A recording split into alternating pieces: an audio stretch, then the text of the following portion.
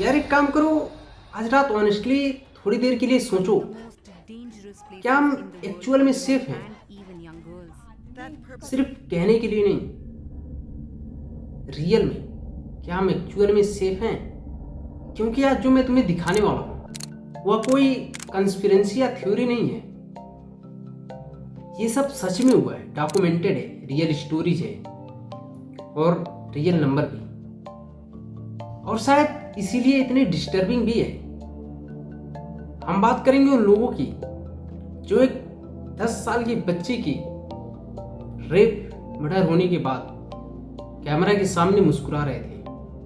हम बात करेंगे उस सिस्टम की जहां की एक लाख से ज्यादा इंपॉर्टेंट पैसा हो जाती है, और उन इंस्टीट्यूशन की जहां रोज 35 से ज्यादा स्टूडेंट डेली सुसाइड करते हैं और सिस्टम वैसे का वैसे ही डेली चलता रहता है।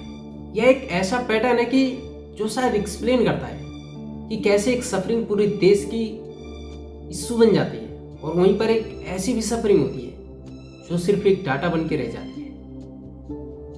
इसलिए रुकना मत।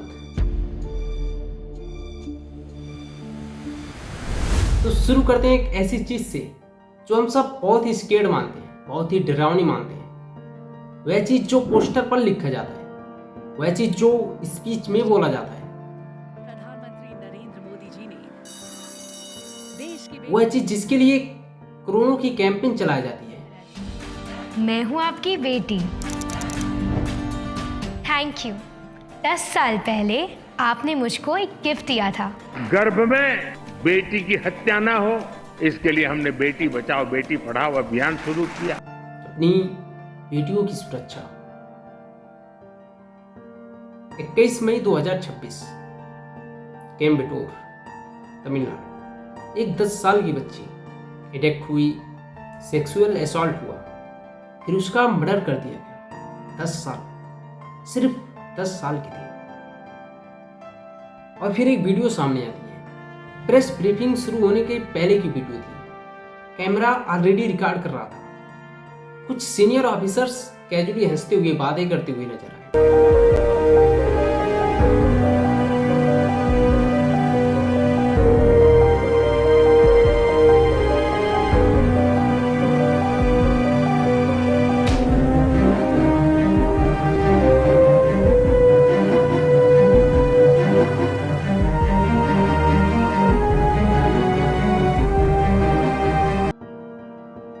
यार वो हंसी सिर्फ एक सेकंड की थी, और उस एक सेकंड की हंसी ने मेरे दिल को कुछ चुभा सा गया।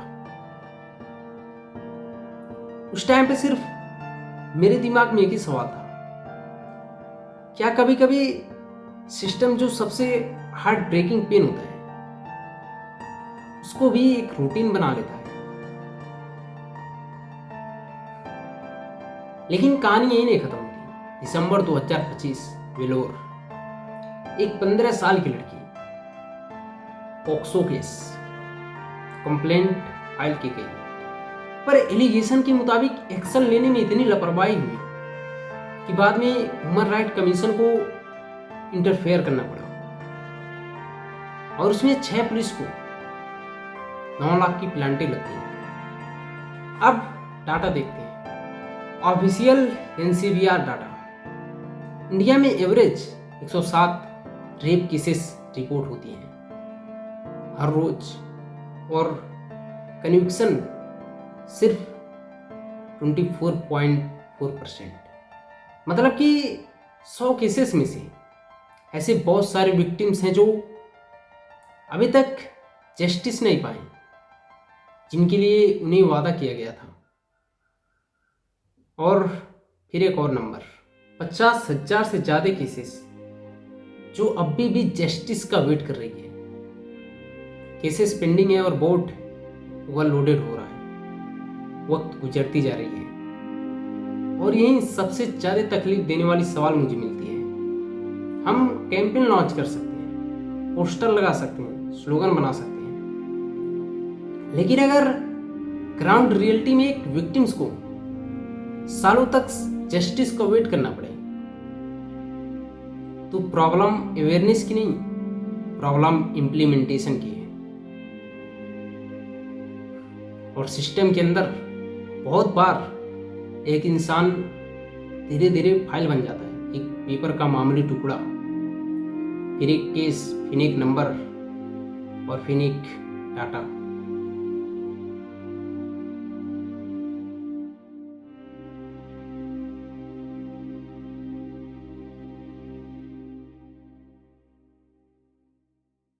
एक फाइल याद है, वो डस्टी रैक वाली फाइल। प्रॉब्लम ये नहीं कि सिस्टम का रिश्ता हमारे साथ सिर्फ जिंदा रहने तक होती है, कभी कभी मरने के बाद भी होती है। समस्तीपुर बिहार, महेश ठाकुर, एक बुजुर्ग बाप जो हॉस्पिटल गया अपनी बेटे की लाश को लेने, पर एलिगेशन के मुताबिक बॉडी रिलीज करने के लिए उससे 50,000 मांगे गए। 50,000। और फिर जो हुआ वह शायद किसी मूवी सीन से कम नहीं थी। एक बाप हॉस्पिटल के बाहर निकला, गलियों में, रोडों पे लोगों के सामने हाथ फैलाया, पैसा जोड़ने की कोशिश की ताकि वो अपनी बेटे की लाश को अपने घर ले जा सके और उसकी अंतिम दाह संस्कार कर सके। लेकिन यह कहानी सिर्फ बिहार की ही नहीं है। विजयवाड़ा, एक ऑटो ड्राइवर की एक्सीडेंट से मौत हो गई। उसके घर वाले पोस्टमार्टम प्रोसेस के लिए गए और एलिगेशन के मुताबिक वहां भी पैसों की डिमांड की गई। एक मातम मनाता हुआ फैमिली और एक डेड बॉडी और उसके बीच में पैसा। पर यहां एक सवाल उठता है, अगर ये सिर्फ कुछ आइसोलेटेड इंसिडेंट थी तो फिर कुछ स्टेट को नए रूल बनाने की जरूरत क्यों पड़ी? जुलाई 2025 असम, सितंबर 2025 वेस्ट बंगाल, दोनों जगह पर अथॉरिटीज को नए रूल बनाने पड़े, जहां की किसी डेड बॉडी को पैसे के लिए रोकना एक पनिशेबल क्राइम है। और मेरे लिए घिनौनी बात यह नहीं कि यह सिर्फ एक इंसिडेंट है, इससे भी बड़ी घिनौनी बात तो यह है कि इसके लिए एक अलग से रूल लाने पड़े। मतलब कि प्रॉब्लम इतनी सीरियस थी, उसके लिए स्पेशली उसको एड्रेस करना जरूरी समझा गया। और तब समझ में आता है कि एक ब्यूरोक्रेसी की दुनिया में एक इंसान कितना जल्दी बदल जाता है। पहले पेशेंट, फिर केस, फिर सिग्नेचर और फिर कभी कभी एक सिर्फ फाइल।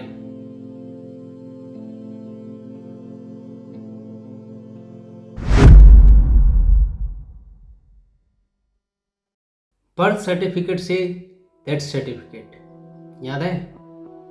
हम बात कर रहे थे कि एक सिस्टम एक इंसान को कितनी जल्दी एक फाइल में बदल देता है, पर इन दोनों के बीच एक और स्टेज होता है, स्कूल, कोचिंग, कॉलेज। यह वह जगह है जहां हम अपने सपने लेकर जाते हैं और कभी कभी वही जगह उन सपनों का कब्रिस्तान बन जाता है। एनसीआरबी का डाटा देखो, हर साल 13,000 से ज्यादा स्टूडेंट सुसाइड से अपनी जान गंवा देते हैं। 13,000, एक नंबर। लेकिन हर नंबर के पीछे एक अलग स्टोरी है, एक अलग रूम, एक अलग फैमिली, एक अलग फ्यूचर। और अगर इस नंबर को तोड़ के देखो तो हर दिन 35 से ज्यादा स्टूडेंट सुसाइड करते हैं और फिर भी अगले दिन क्लासेस चलती है, टेस्ट होते हैं, रैंक बढ़ती है। मतलब कि सिस्टम कभी नहीं रुकता। कोटा, इंडिया का कोचिंग कैपिटल, 2024 में 26 से ज्यादा स्टूडेंट सुसाइड्स। एक ही शहर में रिस्पॉन्स क्या हुआ?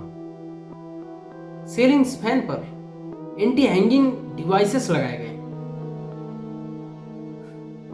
तो फिर मुझे लगा कि यह सॉल्यूशन से ज्यादा एक सिंबल था, जैसे हम सिम्टम को मैनेज करने की कोशिश कर रहे हैं, पर वहीं पर काज को हम टच भी नहीं कर रहे हैं। और यह सिर्फ कोचिंग सेंटर्स की कहानी नहीं है। IITs, सेंट्रल यूनिवर्सिटीज, वह इंस्टीट्यूशंस जहां पहुंचने के लिए लाखों बच्चों का सपना होता है। 2018 से 2024 के बीच 12 से ज्यादा बच्चे सुसाइड कर लिए। मतलब कि टॉप पर पहुंचने के बाद भी प्रेशर कम नहीं होता। लेकिन यहां पर सबसे बुरी बात कुछ और है। एक स्टूडेंट चला जाता है, सिस्टम ज्यादा देर तक खाली नहीं रहती। एक सीट खाली होती है और वेटिंग लिस्ट आगे बढ़ जाती है। एक रूम खाली होता है, कोई और आ जाता है और धीरे धीरे जिंदगी नॉर्मल दिखने लगती है। और इसीलिए शायद ये नंबर्स इतनी डेंजरस नहीं है, क्योंकि जब कोई प्रॉब्लम बार बार रिपीट होती है वह और सरप्राइजिंग नहीं लगता, वह बस एक रूटीन बन जाती है। और जिस सोसाइटी में 13,000 से अधिक स्टूडेंट की सुसाइड सिर्फ एक रूटीन लगने लगे, तो उस दिन सिर्फ प्रॉब्लम सिस्टम में नहीं होती, उस दिन प्रॉब्लम हम सब में होती है।